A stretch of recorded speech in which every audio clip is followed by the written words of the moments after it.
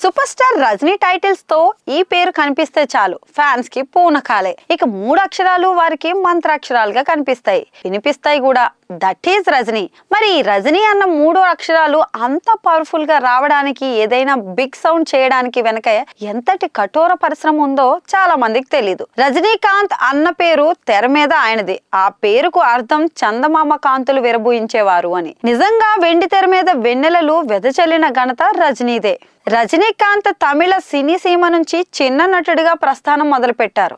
ఆ తర్వాత ఆయన అంచెలంచెలుగా ఎదిగారు. సౌత్ ఇండియా సూపర్ స్టార్ అయ్యారు. తమిళనాడులో ఒక ఎంజీఆర్, ఒక శివాజీ గణేశన్ మాస్ హీరోలుగా ఒక ఇమేజ్ ని సాధించారు. రజనీకాంత్ అయితే ఆ సినిమా మాస్ పల్స్ ని మరింతగా పట్టుకొని తన హీరోయిజాన్ని అందులో మేళవించి తమిళ సినిమాను ఖండాంతరాల్లో నిలబెట్టారు. స్టైల్ అంటే రజనీ అన్నది 70-80 దశకం నాటి మాట.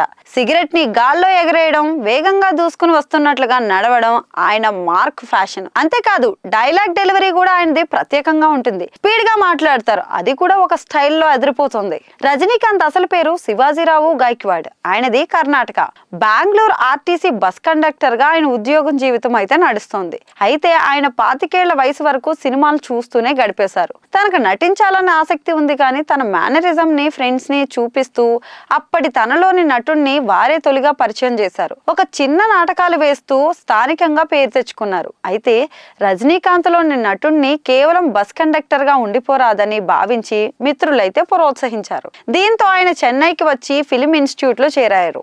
ఆ కోర్సు పూర్తి చేసిన వెంటనే అవకాశాలు వచ్చాయి. అలా అప్పటికే బాగా పేరు తెచ్చుకున్న దర్శకుడు కె బాలచందర్ డిస్కవరీగా సినీ సీమకు రజనీని అయితే పరిచయం చేశారు. ఇక రజనీకాంత్ తొలి చిత్రం పేరు అపూర్వ రాగంగల్. ఈ మూవీ 1975 ఆగస్టు 15న తమిళనాడు అంతటా రిలీజ్ అయింది. ఈ సినిమాలో అప్పటికే మంచి నటిగా పేరు తెచ్చుకున్న శ్రీవిద్యకు భర్తగా ఒక చిన్న పాత్రలో రజనీకాంత్ కనిపించారు. ఈ సినిమాలో కమల్ హాసన్, జయసుధ, మేజర్ సుందరరాజన్, నగేష్ వంటి వారు కీలక పాత్రలో కనిపించారు.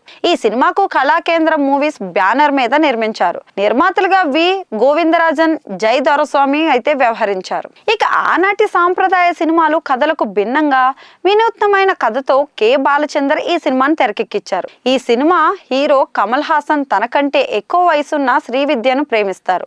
శ్రీవిద్య కుమార్తె పాత్ర పోషించిన జయసుధ కమల్ తండ్రి పాత్రధారి అయిన మేజర్ సుందర రాజన్ ని ప్రేమిస్తుంది. ఈ సినిమాలో శ్రీవిద్య భర్త పాండ్యన్ పాత్రని రజనీకి ఇచ్చారు బాలచందర్. ఈ సినిమాని ఆనాటి సంప్రదాయ వాదుల నుంచి విమర్శలు వచ్చాయి. అయినా సినిమా అయితే సూపర్ హిట్ అయింది. ఇక తన తొలి సినిమాను రజనీకాంత్ బెంగళూరులోని కపాలి థియేటర్ లో చూశారు. సినిమా విడుదలైన తర్వాత రోజునే తన ప్రాణమిత్రుడు అయిన రాజా బహదూర్ తో కలిసి రజనీ సినిమానైతే చూశారు. వెండి తెర మీద తాను తొలిసారి అలా కనిపించిన తీరును చూసుకొని రజనీ భావోద్వేగానికి గురయ్యారు. ఆ తర్వాత సినిమా చూసి బయటకు వచ్చిన రజనీకాంత్ వెండి తెరపై మొదటిసారి తాను నటించినందుకు సంతోషం పట్టలేక పెద్ద ఎత్తున ఏడ్చేశారట. అలా తొలి సినిమా, తొలి విజయం, దిగ్గదర్శకుడు బాలచంద్రర్ గురుత్వం అన్నీ కలిసి రజనీకి అద్భుతమైన భవిష్యత్తునైతే ఇచ్చాయి. అందుకే 50 ఏళ్ల తన సినీ ప్రస్థానాన్ని రజనీ దిగ్విజయంగా ఈ రోజున కూలీ సినిమా దాకా కొనసాగిస్తూ జైత్ర యాత్రలో ముందుకైతే సాగుతున్నారు.